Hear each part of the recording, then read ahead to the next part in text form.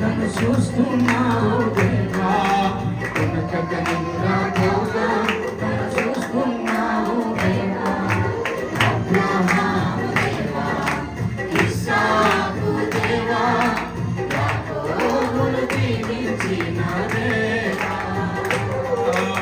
అబ్రహాము దేవా, ఇస్సాకు దేవా, యాకోబును దీవించిన దేవా.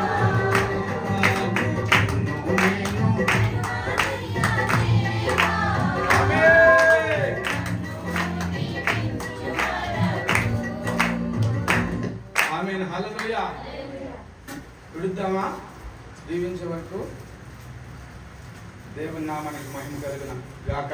చక్కని మరి ఆ దైవ సేవకులు ఎవరు పాడారో మరి దగ్గరుంటే వారిని కౌగిలించుకొని థ్యాంక్స్ చెప్పాలనిపించిన ఈ సాంగ్ విషయంలో దేవునికి స్తోత్రం. హల్లెలూయా. మంచిది. ఒక చిన్న ప్రార్థన మీరు ఎవరైనా చేస్తే వాక్యం నిమిత్తం వాక్యానికి వెళ్దాం. దయచేసి ఈరోజు వర్తమానం కొంచెం లేట్ అవుతుందేమో, ఒక అరగంట. ఎక్కడికి మమ్మల్ని ఇంకా విడిచిపెట్టలేదు ఏంద్ర స్వామి అయినా నేను మాత్రం దయచేసి అనుకోబాకండి. ఎందుకంటే చాలా లేట్గా వచ్చాము ఈరోజు బల్లారోజు కనుక దేవుని వాక్యాన్ని మనం విందాం. చేయను ఒక ప్రార్థన.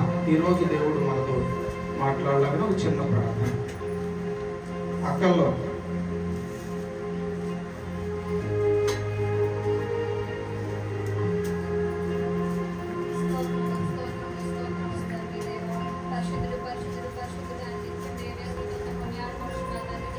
అందరికీ, ఆనందములైనటువంటి వారందరికీ నా హృదయపూర్వకమైనటువంటి వందనాలు.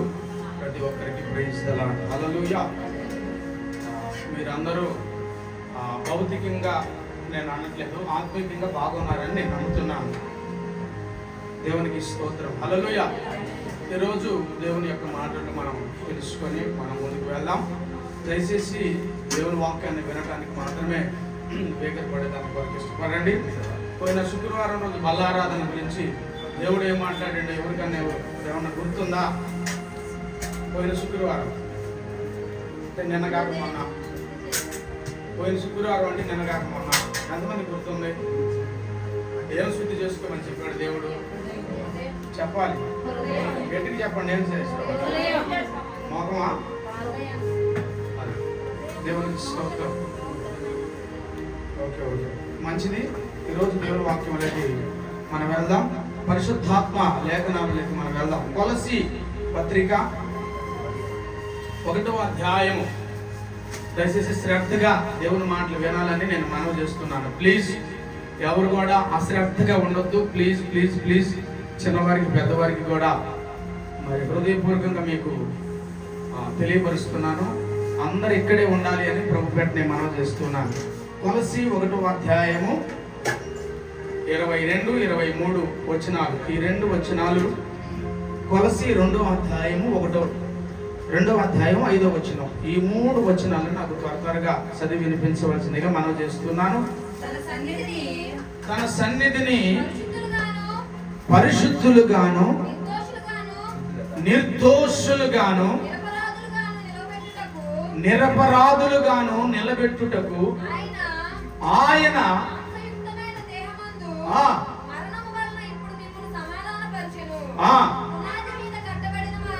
అండర్లైన్ చేసుకోండి. పునాది మీద కట్టబడినటి వారై స్థిరముగా నుండి, అండర్లైన్ చేసుకోండి, నువ్వు విన్న వాటిని ఆకాశము క్రింద ఉన్న సమస్తమైన సృష్టికి ప్రకటింపబడినట్టు ఈ సువార్త వలన కలుగు నిరీక్షణ నుండి తొలగిపోక విశ్వాసమందు నీవు నిలిచి ఉండిన వెడల ఏందట? ఇది మీకు కలుగును. 2వ అధ్యాయం 5వ వచనం. శరీర విషయములో దూరముగా ఉన్నను ఆత్మ సంబంధమైన విషయములో మీతో కూడా ఉండి మీకున్నంటి యోగ్యమైన ప్రవర్తనను క్రీస్తు నందలి మీకున్నటి స్థిరమైన విశ్వాసమును చూసి ఆనందించుచున్నాను అని చెప్తున్నాడు. మీకున్న స్థిరమైన విశ్వాసమును చూసి ఆనందిస్తున్నాను అంటే దీంట్లో స్థిరము అనే మాట కనపడుతుంది. నేను మీకు 3 మాటలు చెప్పాలనుకుంటున్నాను. ఆ 3 మాటలు ఏమిటంటే స్థిరము, స్థిరము, స్థిరము. కానీ దేంట్లో స్థిరము అనేది నేను చెప్తాను మీకు. దేవునికి స్తోత్రం, హల్లెలూయా. మనం దేంట్లో స్థిరము అనేది మీకు చెప్తాను.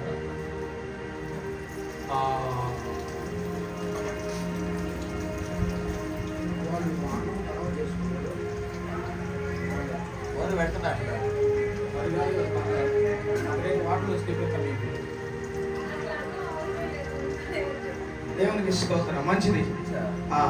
మళ్ళొకసారి చదువుతల్లి 21-22 వచనం. తన సన్నిధిని పరిశుద్ధులుగాను నిర్దోషులుగాను నిరపరాధులుగాను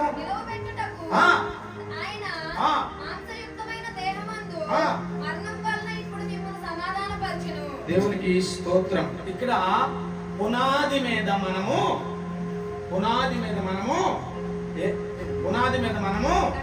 కట్టబడాలి.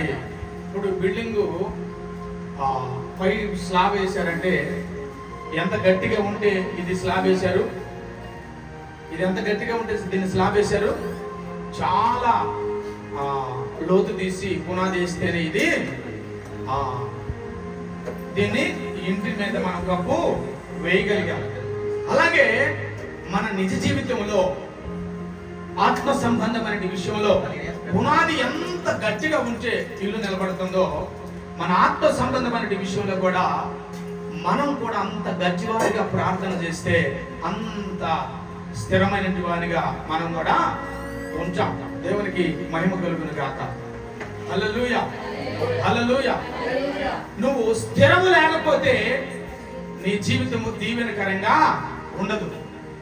నీ జీవితము స్థిరములో ఉంచుకోకపోతే, స్థిరంగా నువ్వు నిలబడకపోతే, పెట్టబడిన కాడ నువ్వు నిలబడకపోతే, నీకు వర్క్ అప్పచెప్పిన కాడ నువ్వు నమ్మకంగా ఉండకపోతే, నిన్ను నమ్మిన దగ్గర నువ్వు నమ్మకంగా ఉండకపోతే, ఆ స్థిరత్వం నీకు లేకపోతే అక్కడ నీకేమైపోతుంది?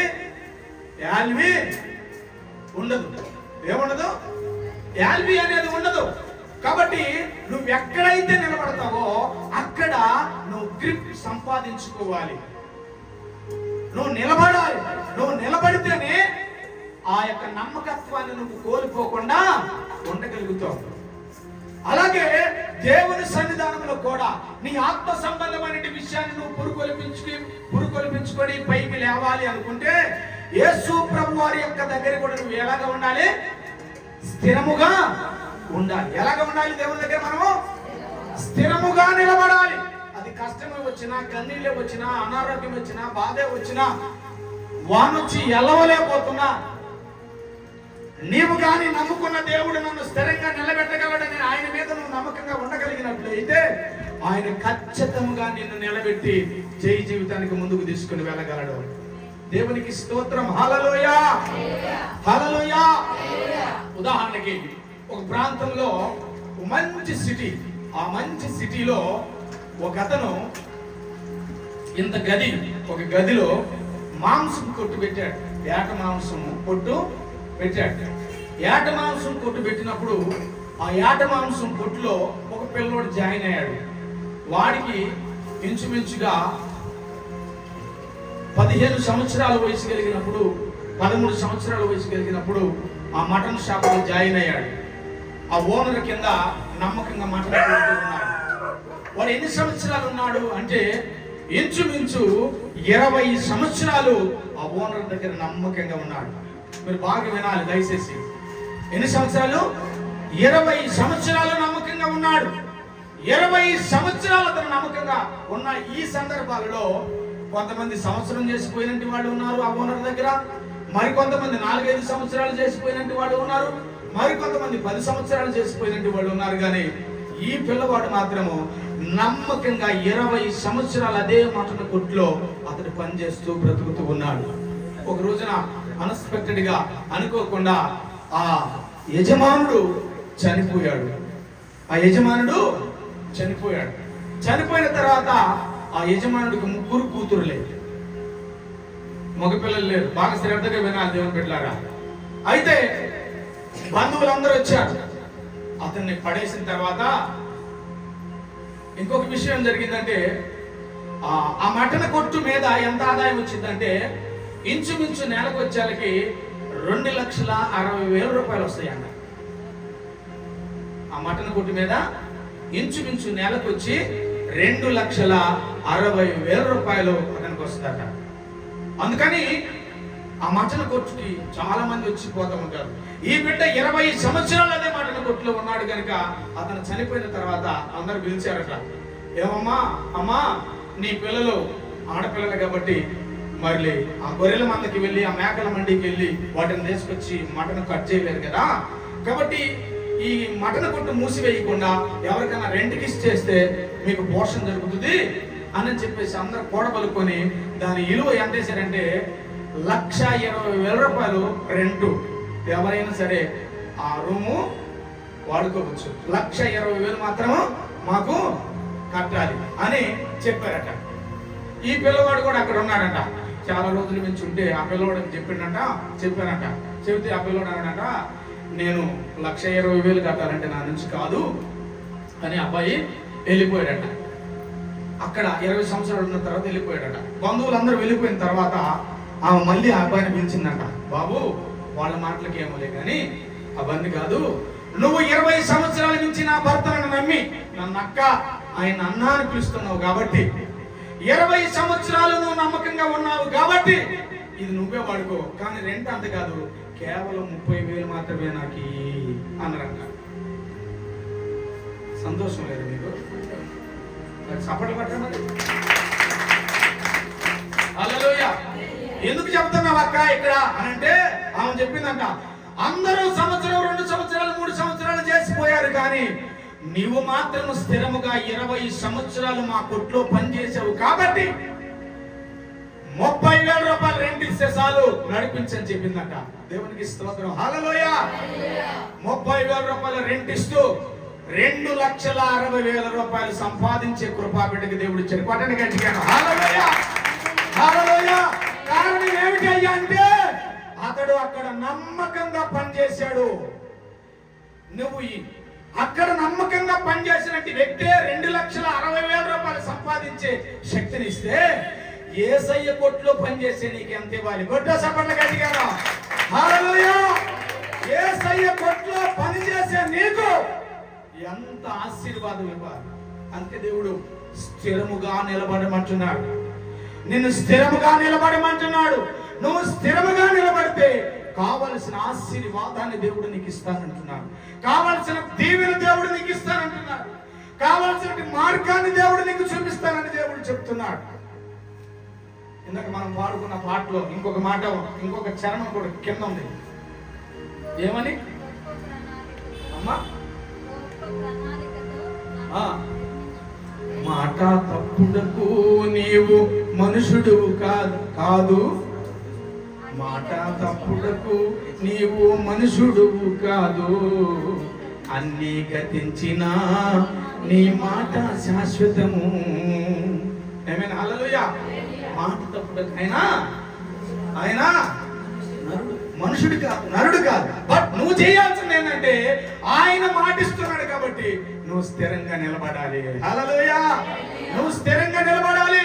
ఒక మటన్ కొట్లో 20 సంవత్సరాలు పనిచేసిన ఆ వ్యక్తికే అంత ఆశీర్వాదం ఉంటే ఆదివారం వచ్చినప్పుడు నీ పనులు మొత్తాన్ని పక్కకు పెట్టుకొని దేవుని సన్నిధానంలో ఎదగాలి. నేను నా కుటుంబం ఏది ఏమైనా నా దేవుడు నన్ను ఆశీర్వదించాలని ఆరాటంతో తపనతో పనులన్నీ ముగించుకుని తినకపోయినా దేవుని సన్నిధిలోకి వచ్చి ప్రార్థన విజ్ఞాపన చేస్తూ ఏడుస్తున్న నీ జీవితంలో దేవుడు ఎంత అద్భుతమైన కార్యం చేయాలి, ఎన్ని ఆశ్చర్యమైన కార్యాలు జరిగించాలి.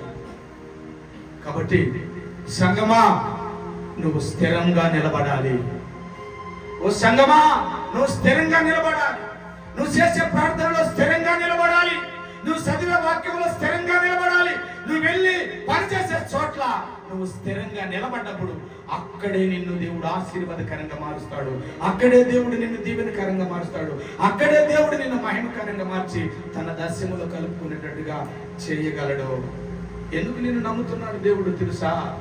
తన రక్తాన్ని నీకు ధారాఘాతం చేశాడు, నా మాట వింటాడు అనే భావం. కాబట్టి నువ్వు స్థిరముగా నిలబడాలి. కాబట్టి ఆ విషయంలో నమ్మకంగా ఉండాలి. మరొక ఉపమానాన్ని చెప్పి నేను ముందుకు వెళ్తాను. విజయవాడ ప్రాంతంలో ఇద్దరు భార్య భర్తలు యవ్వనరాళ్ళు, 2 అబార్షన్లు జరిగినాయి వాళ్ళ జీవితంలో. 3వ కాన్పుకు కూడా 6వ నెల. అయితే 6వ నెల అయినా బిడ్డ నిలబడుతుందేమోనని చెప్పేసి భార్య భర్తలు ఇద్దరు ఏడ్చి ప్రార్థన చేస్తూ ఉన్నారు. 2 అబార్షన్లు జరిగినాయి.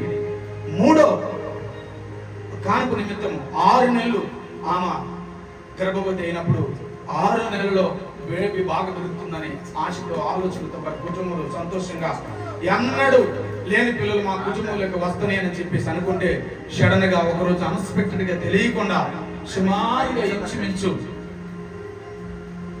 చిన్న బకెట్ అంతా రక్తము తన బెడ్రూమ్ లో గారిపోయిందట. అబార్షన్ తనంతట తానే అయిపోయిందంట. దేవుని బిడ్డలారా, రూమ్ మొత్తం బ్లడ్ అట. కడుపులో పిసికినట్లుగా, ఎవరైనా పట్టుకుంటే బాగుండు అనుకున్నట్లుగా ఉందట. కన్నీరు విడుస్తుందట. 3వ బిడ్డ కూడా దేవుడు తీసేసుకున్నాడే అని బాధతో కృంగిపోతూ ఉన్నదట.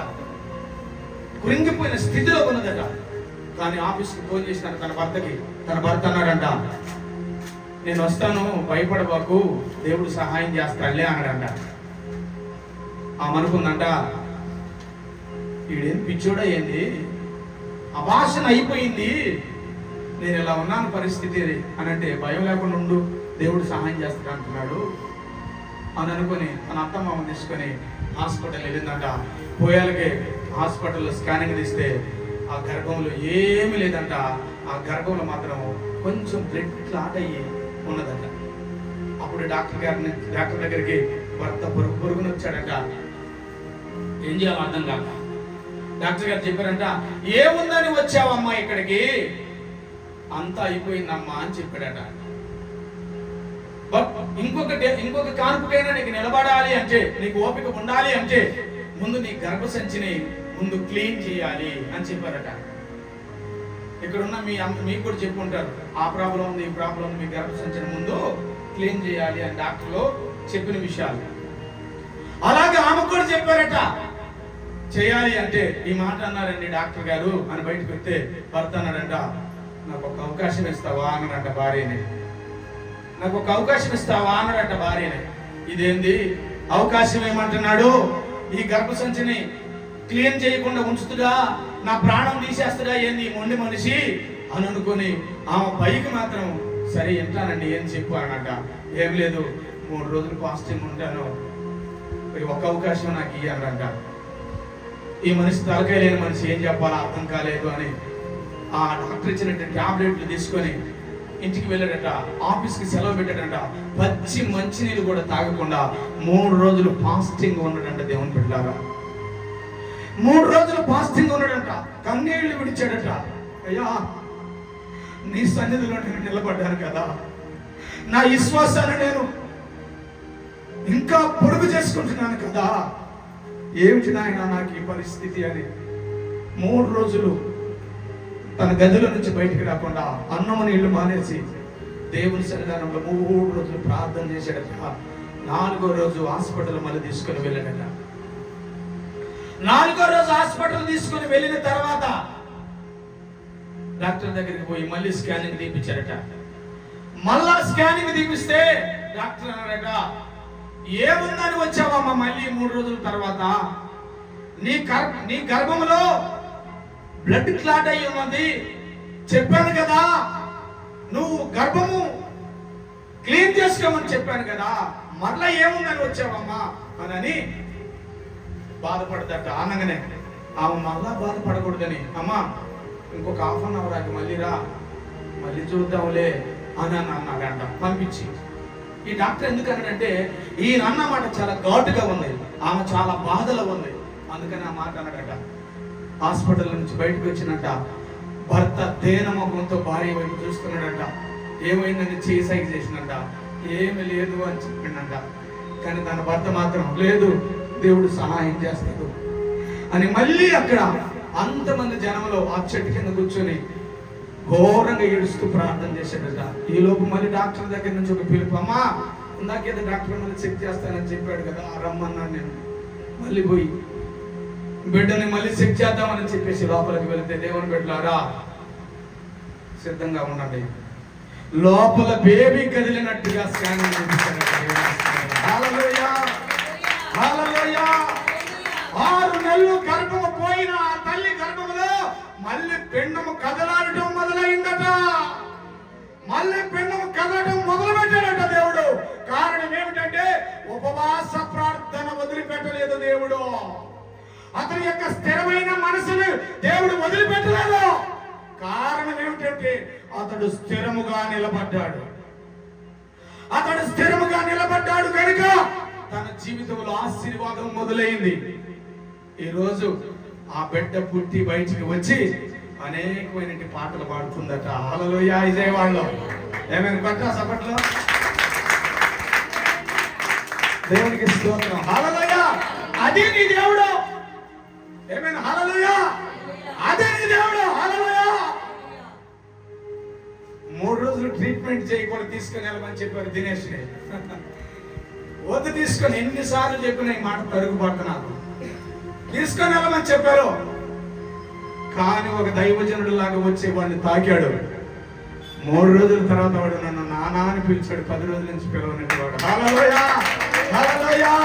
జీవము లేని దానికి జీవము ఇవ్వగలిగిన దేవుడు మన దేవుడు. అది నీ దేవుడు. హల్లెలూయా. కాబట్టి నువ్వు స్థిరంగా నిలబడాలి. నువ్వు స్థిరంగా నిలబడాలి. నువ్వు స్థిరంగా నిలబడితే నీ కుటుంబం నీకు హ్యాల్వి ఉంటుంది. నువ్వు కానీ స్థిరంగా నిలబడితే నీ భర్త దగ్గర నీకు ఇల్లు ఉంటుంది. నువ్వు స్థిరంగా నిలబడితే నీ భార్య దగ్గర నీకు హ్యాల్వి ఉంటుంది. నువ్వు స్థిరంగా నిలబడితే నీ సంఘంలో నీకు హ్యాల్వి ఉంటుంది. నువ్వు స్థిరంగా నిలబడితే నీ సమాజంలో నీకు హ్యాల్వినిస్తాడు. హల్లెలూయా. హల్లెలూయా. ఏమైనా హల్లెలూయా. వాటర్ బాటిల్ దీని నిండా నీళ్లుంటే ఎంత? దీని నిండా నీళ్లు ఉన్నాయి అనుకుంటే ఎంత? చెప్పాలి ఎంత? 20 రూపాయలు. బాటిల్ ఎట్లే ఉంటుంది. దీనికి బదులు పెట్రోల్ పోస్తే ఈ బాటిల్ ఎంత? 110. బాటిల్ అట్టే ఉంటుంది. పెట్రోల్కి బదులు పాదరసం పోస్తే ఎంత ఉంటుంది బాటిల్? చెప్పాలి గట్టిగా. లెక్కలేదు. పాదరసానికి బదులు ఈ బాటిల్ నేను బంగారం నింపితే చెప్పండి, చెప్పండి. అది నీ దేవుడు. గట్టిగా పెట్టండి. హల్లెలూయా. అంత స్థిరముగా నిలబడ్డప్పుడు అంతగా నిన్ను దేవుడు దీవిస్తాడు. కాబట్టి నువ్వు మనస్సు ఎక్కడ పెట్టాలంటే దేవుని యొద్ద పెట్టాలి. నీ మనస్సు దేవుని యొద్ద పెట్టాలి. కాబట్టి నువ్వు స్థిరముగా. హల్లెలూయా. ఎలాగుండాలి? నువ్వు స్థిరముగా. బట్ నువ్వు ఏ విషయంలో స్థిరంగా ఉండాలి? ఒక మాట చెప్తా. ఏ విషయంలో నువ్వు స్థిరంగా ఉండాలి? చదువుకుందాం. ఏ విషయంలో నువ్వు స్థిరంగా ఉండాలి అంటే మొట్టమొదట సంఘములో నువ్వు స్థిరంగా ఉండాలి. ఎక్కడ ఉండాలి? ఎక్కడ ఉండాలి? సంఘములో స్థిరంగా ఉండాలి. 128వ కీర్తన 5వ వచనంలో ఏమంటున్నాడు ఒకసారి చూడు.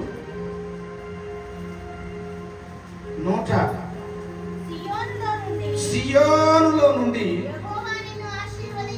యెహోవా నిన్ను ఆశీర్వదించును.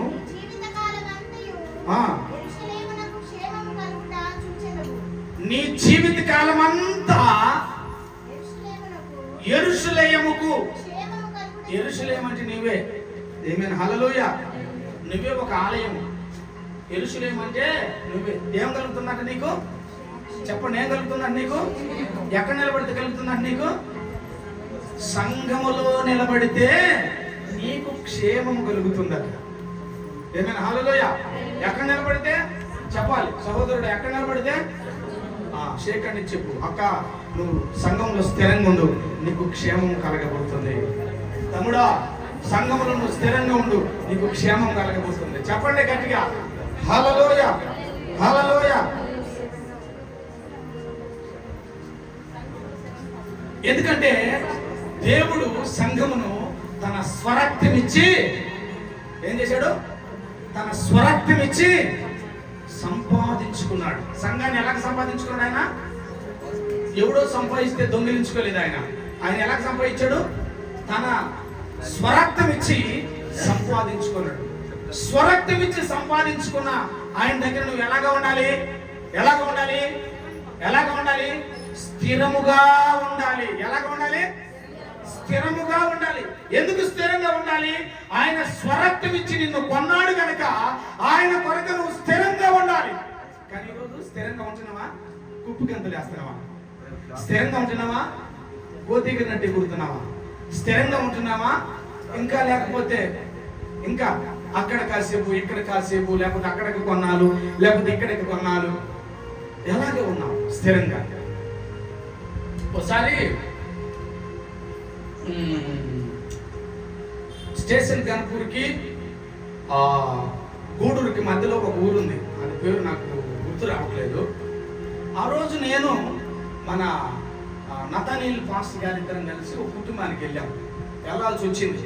అక్కడికి ఎందుకు వెళ్ళాల్సి వచ్చిందంటే ఆమె 3 రోజుల నుంచి 4 రోజుల నుంచి అన్న మా ఇంటికి వచ్చి ప్రార్థన పెట్టిపోండి అని చెప్తుందంట. ఎందుకు అంటే వాళ్ళ కుమార్తెకి పుట్టినరోజు. వాళ్ళ కుమార్తెకి పుట్టినరోజు అయితే 3 రోజుల నుంచి పిలుస్తుంది. 3 రోజుల నుంచి చెప్తుంది, అన్న నేను ఎవరిని పిలవలేదు, మీరు వస్తారని చెప్పినాను, అన్న కూడా తీసుకునిరా అని చెప్పింది. అంటే ఆయన కొద్దిగా సంకోచించుండు. ఎందుకు సంకోచించుండు అంటే ఆమె ఎక్కడికి వెళ్తుంది ప్రార్థనకి? కర్ణాపురం బద్ది ప్రార్థనకి. ఆమె మమ్మల్ని ఎక్కడికి రమ్మంటుంది? తన ఇంటికి రమ్మంటుంది ప్రార్థనకి. ఆయన ఏమన్నాడు? నువ్వు కర్ణాపురం పోతున్నావు కదమ్మా, ఆయనే పిలిపించుకొని పెట్టుకొని అన్నాడు. ఆయన ఏమేమంటుంది? ఆయన అంత పెద్ద సేవకుడు రాడు కదా, మీరు రండి అన్న అని చెప్పింది. తప్పనిసరిగా 3 రోజుల తర్వాత 4 రోజుల తర్వాత వెళ్ళాల్సి వచ్చింది. అక్కడికి వెళ్ళాల్సి వచ్చింది. బాలసాని రాజు అన్న కొన్ని సొంత పాటలు పాడతాడు. ఆయన కాడ సొంత పాటలు పాడే నాలెడ్జ్ దేవుడు ఇచ్చాడు. ఆ తర్వాత ఆమె భర్త కూడా కొంచెం కైకట్టి పాడతాడు. కొన్ని సంఘాల్లో కూడా మీరు చూడండి, ఒక్కొక్కరు ఏం చేస్తారంటే సొంత పాట పాడి దాని రాగం చెప్తారు. కొన్ని సంఘాలలో, నేను అన్ని సంఘాలు చెప్పలేదు, కొన్ని సంఘాలలో అయితే వాళ్ళ భర్త కూడా ఒక పాట పాడి వాళ్ళ భార్యకి వినిపించింది. వాళ్ళ భార్య ఏం చేసింది? నువ్వేనా పాడటము, నేను కూడా ఒక పాట నేర్చుకుంటాను, నేను కూడా ఒక పాట రాసుకుంటాను అని చెప్పేసి వీళ్ళిద్దరు ఒప్పందం చేసుకున్నారట. ఎప్పుడు పాడాలని? పుట్టినరోజు రోజు పాడాలని. వీళ్ళిద్దరు ఎప్పుడు పాడాలని? పుట్టినరోజు పాడాలని ఒక నిర్ధారణ చేసుకున్నారు. సరే మేము వెళ్ళాం, తప్పనిసరిగా వెళ్ళాం. ప్రార్థన అయిపోయింది, కేక్ కట్ చేయడం అయిపోయింది, చాలా మంది తినిపోయారు. మమ్మల్ని అన్నారు, అన్నయ్య మీరు 10 నిమిషాలు ఆగండి తిందరు అని అన్నారు. 10 నిమిషాలు ఆగాం. బయట వాళ్ళు తింటున్నారు. 10 నిమిషాల తర్వాత రూమ్లో మమ్మల్ని ఏర్పాటు చేశారు. బల్లా వేసారు, కూర్చోబెట్టారు. మాకు అన్నం పెట్టింది. అన్నం పెడితే ఇక వచ్చింది, నా పక్కకు వచ్చింది, నిలబడదు. అన్నయ్య మీరు పర్మిషన్ ఇస్తే ఒక పాట పాడాలనుకుంటున్నాను అన్నయ్య అన్నది. ఎప్పుడు మాకు అన్నం పెట్టి చెబుతున్నా ఆ మాట. నేను అన్నాను, అమ్మా పాడేది నాకు ప్రార్థనలో పాడొచ్చు కదా, ఇప్పుడు పాడేది ఏముంది అని అన్న. అంటే ఏం లేదు అన్నయ్య, మీరు పాడే స్వరం చాలా బాగుంటుంది, నేను పాడే పాట ఎక్కడన్నా మిస్టేక్ ఉంటే అందరి ముందు పరుగు పోయిందని మీకు చెప్తే ఏమన్నా సరిచేస్తారేమోనని అన్నది. అదేనమ్మా నేను ఏమన్నా పెద్ద రైటర్ అంటమ్మా, తెలుగు అక్షరాలు రాయటం కూడా సరిగ్గా రాదు అని అన్నాను నేను. లేదన్నా వినాలి అన్నది. వాళ్ళ భర్త వచ్చి, ఏది అన్నం పెట్టినప్పుడు ఇప్పుడు వచ్చి ఆయన ఇసుకెత్తావు అన్నాడు. ఆయన ఒకసారి ఉరిని చూసింది. ఉరిని చూడగానే నాకెందుకు నేను ఎదిగిపోయాడు. మళ్ళీ కొద్దిగా ఆగి నాకు అడిగింది, ఇంకొక ముద్ద పెట్టుకోపోయాడు. అన్న పాడమంటావా? ఇంకేం చేసేది, నాకు కొంచెం మొహమాటం ఎక్కువ, సరే పాడమ్మా అన్న. ఆయన పక్కన కూర్చున్నట్టు గీతాడు, వద్దులే అని. అన్న ఎట్లా అన్న పాడమంటావా? నన్ను వారు గీతాను ఎట్లా? వద్దనేదా పాడమనేదా? సరే ఏం చెప్తావు అన్న, తిన్నా అన్న అన్న పాడమన్న. పాడమంటే ఏమని లేపింది పాట? ఏమని లేపింది? ఓహో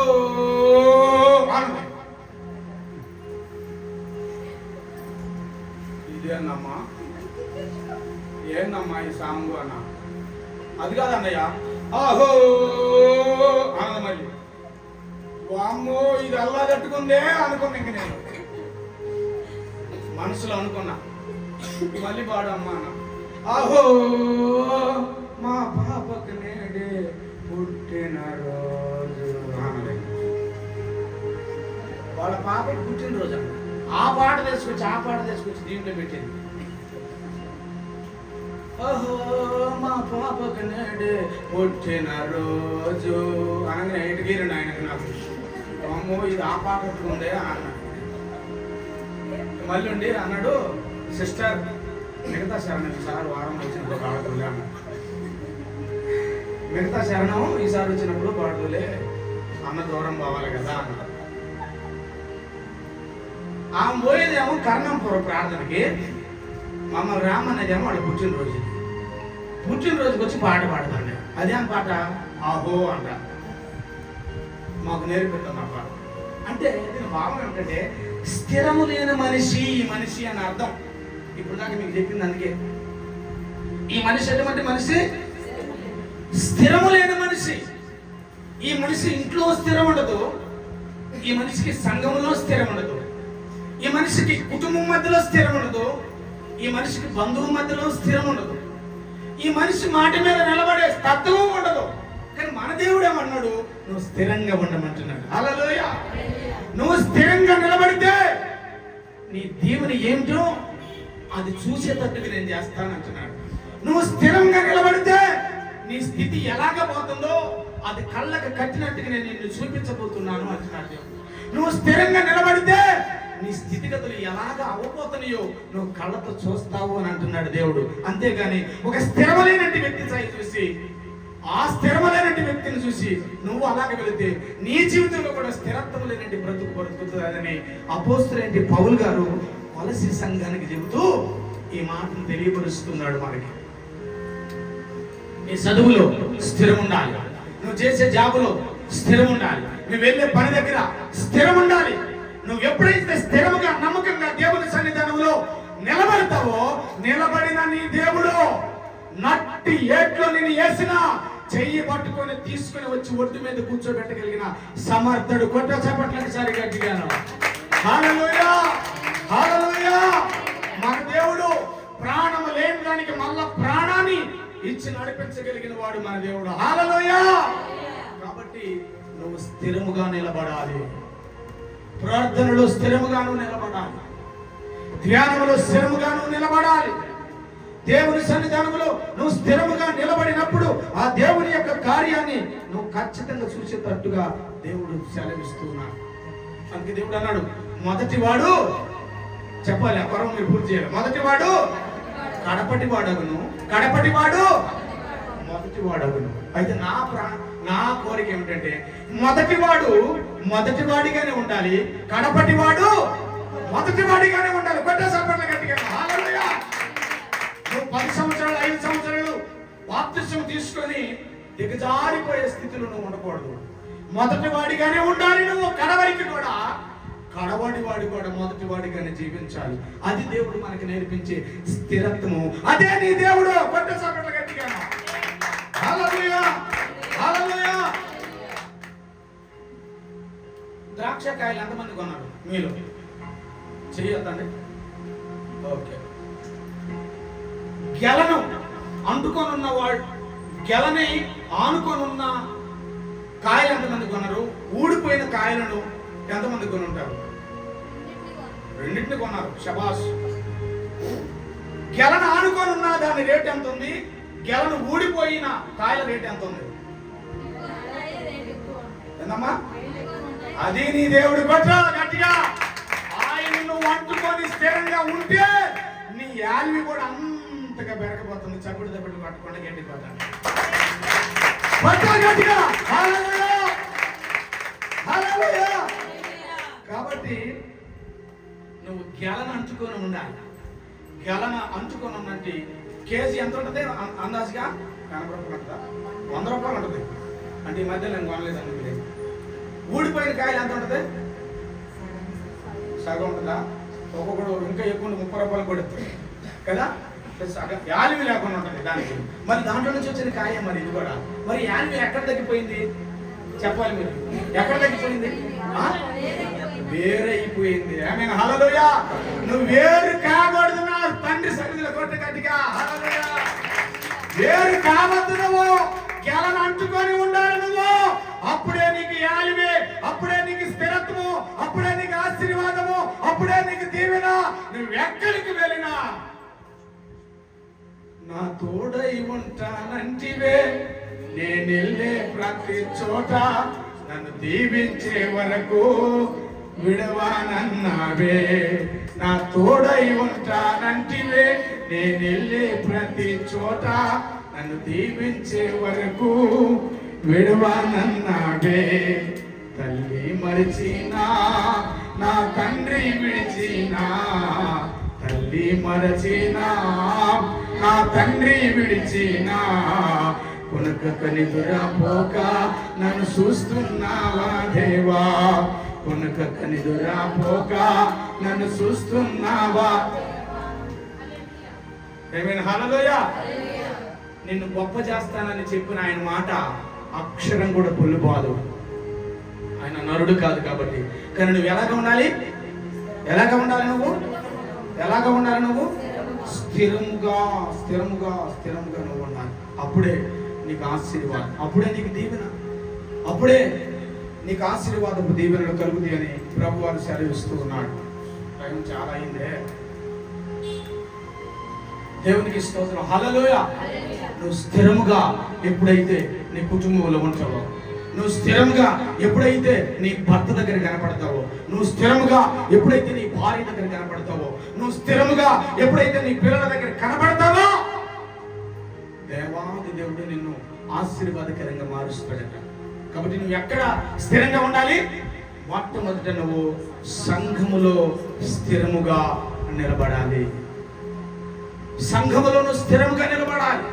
ఏం చెప్పినా సరే వెనక్కి తీయకుండా, ఏం చెప్పినా సరే నీకు చేత అయినది, అన్నయ్య నేను ఇది చేయలేనిది చేస్తాను, నీకు చేత అయింది స్థిరముగా నువ్వు చేసినప్పుడు పచ్చని ఒలివ మొక్క వలె నువ్వు ఉంచావు. ఎక్కడి నుంచి ఆయన ఆశీర్వదిస్తానన్నాడు? 128వ కీర్తన 5వ అధ్యాయంలో వచనంలో, సియోనులో నుండి యెహోవా నిన్ను ఆశీర్వదిస్తాడట. ఎక్కడి నుంచి? సియోనులో నుండి నిన్ను ఆశీర్వదిస్తాడట. ఎందుకు ఆశీర్వదిస్తాడు ఆయన? నువ్వు సంఘములో స్థిరముగా ఉన్నప్పుడు నిన్ను ఆశీర్వదిస్తాను అంటున్నాడు. దేవునికి స్తోత్రం హల్లెలూయా హల్లెలూయా. ఎంతసేపు అయింది స్టార్ట్ అయ్యి? నాకేం ఛాన్స్ అయిపోయినట్టుగా ఉంది. 40 నిమిషాలు అయిందా? అబ్బో, దేవునికి స్తోత్రం హల్లెలూయా. మాకైతే నేను ఒక దాంట్లోకి పోయేదానికి అవకాశం లేదు. కాబట్టి మనము స్థిరముగా ఉండాలి.